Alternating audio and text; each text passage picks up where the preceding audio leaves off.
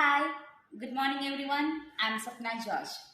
Today we are going to learn about cell structure and its function. Before getting into the detailed topic, let's first see what is a cell. A cell is nothing but a smallest unit that can live by its own. What do I mean by live by its own? When I say live by its own, that means cell has got its own nucleus.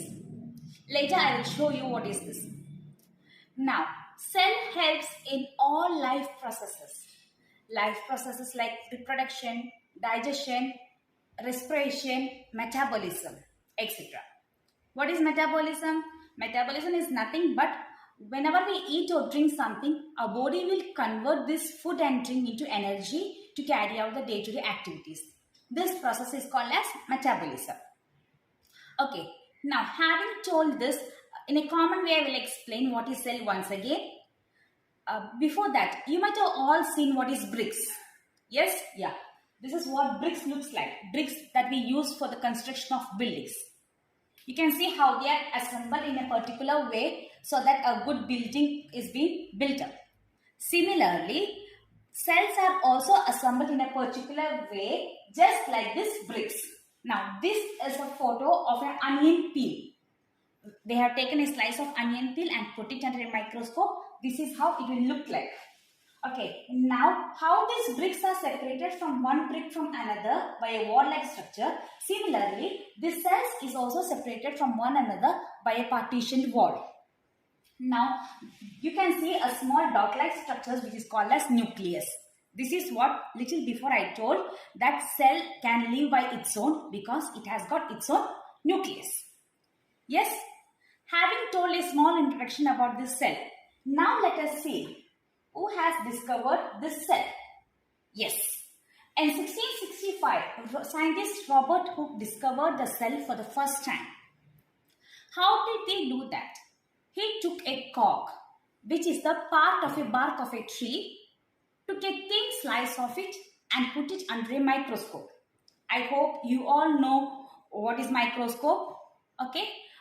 Now, do you know who has invented this? Yes.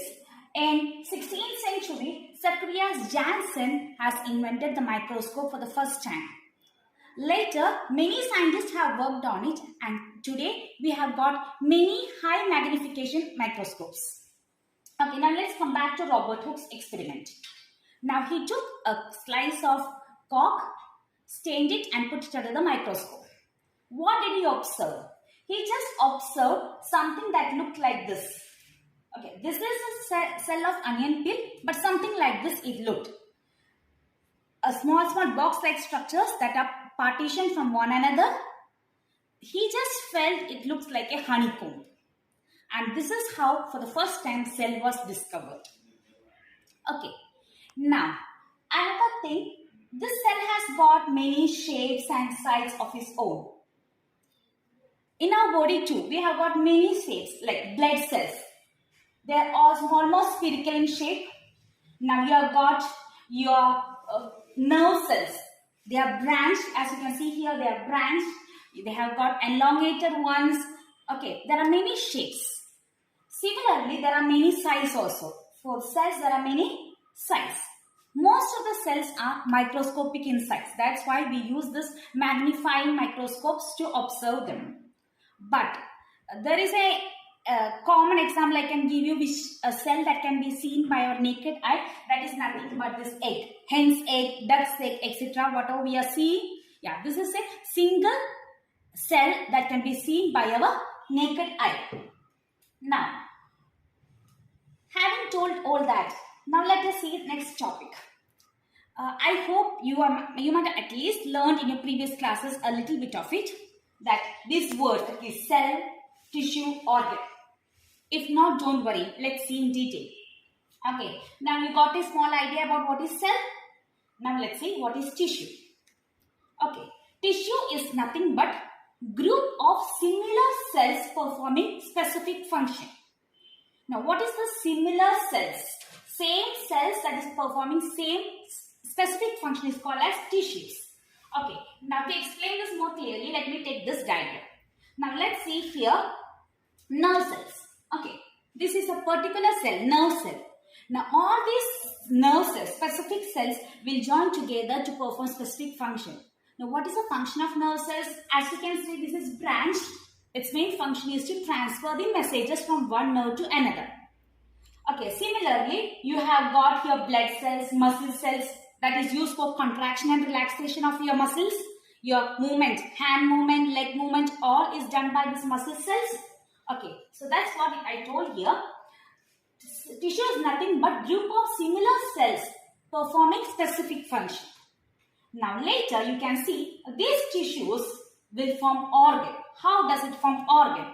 Now whenever it is formed, tissue is forming organ, you can see the definition here clearly. An organ is nothing but a group of different tissues form an organ. Because you know, in an organ there are various functions.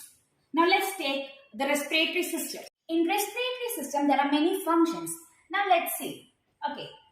In respiratory system we have got functions like acid-base balance, regulation of blood pressure, regulation of air, etc. So for all this, different tissues are doing. So different tissues will group together to form organs. Okay. Now let's quickly have a recapitulation of our class.